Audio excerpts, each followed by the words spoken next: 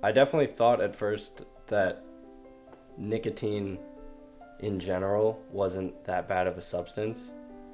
Uh, Growing up as a kid, you're told countless times that nicotine is a terrible substance and that you shouldn't really introduce your body to it.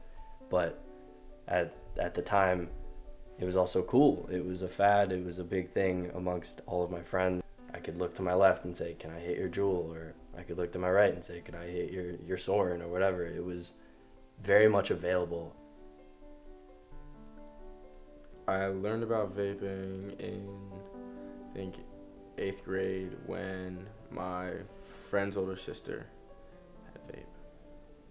It made me feel like cool, I guess, doing something that everybody was doing. The buzz was like different, something I never felt before.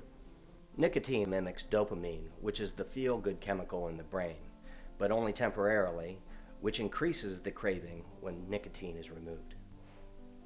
I think I did understand the amount of nicotine that was going into my body. I just didn't care at the time. Nicotine is very addictive. It's been shown to be more addictive than cocaine and even heroin. If you've ever known somebody who was a smoker and tried to quit, you might have seen how difficult it can be.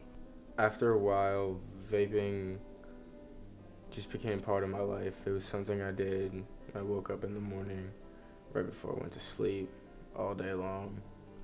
I'd like sneak it all the whole time throughout the day. It just became part of me.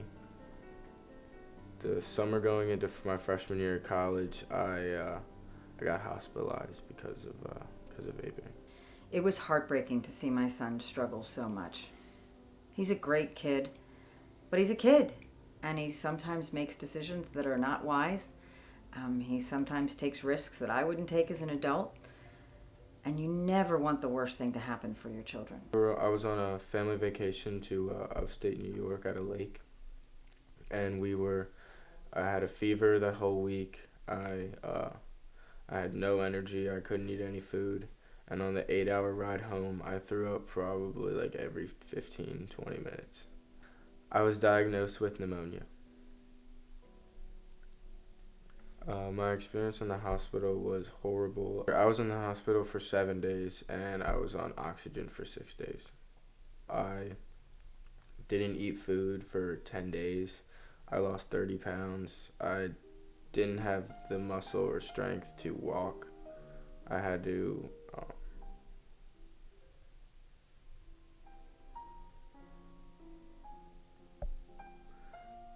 I couldn't breathe on my own. I had an oxygen mask on, and then they put the tubes up my nose just so I was able to stay alive.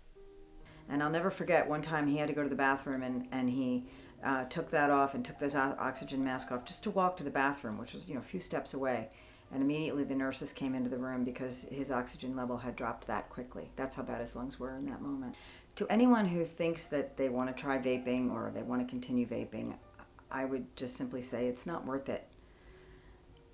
What it cost my son that summer, he's still sort of figuring out the measurement of that.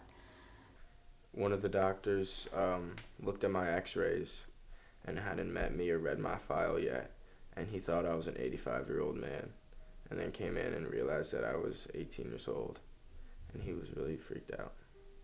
One thing I want the audiences to know is to don't try it. It's not worth it.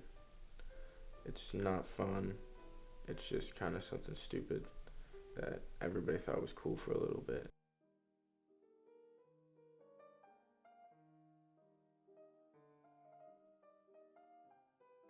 Many young people have tried and become addicted to nicotine through vaping who never would have used cigarettes. I understand how kids want to be like the rest of the kids out there, doing whatever it is they're doing, 50 years ago, smoking cigarettes, smoking pot, and now vaping. And I get the idea. You want to be cool, you want to be in with the in crowd, you don't want to look like an outsider, somebody different. But it's a great lesson to learn that you don't need to do that whatever that is, to be a part of the crowd. They might think it tastes good or it's cool to have smoke come out of your mouth, but it'll change them for the worse. What I would say to the vape manufacturers if I had a chance, quite honestly, is shame on you.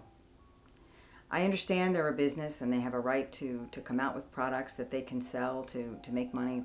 That's what businesses do. But the vape products, when they were first marketed, were clearly targeted at young people, at children and at teenagers. They were designed to be almost invisible to the unknowing eye, where it would look like a USB B charger, so that you could stick it in your pocket and it would look like all your other school supplies, so that you could use one without any trail of smoke, that it was flavored like bubble gum and chocolate and other things that would be enticing to kids. Come on, shame on you. These companies spend millions of dollars on packaging and marketing, and adding pleasant and familiar flavors only increases their attractiveness, makes it a more pleasant thing to do, makes it feel maybe more familiar and more safe, and of course increases the craving to do it again.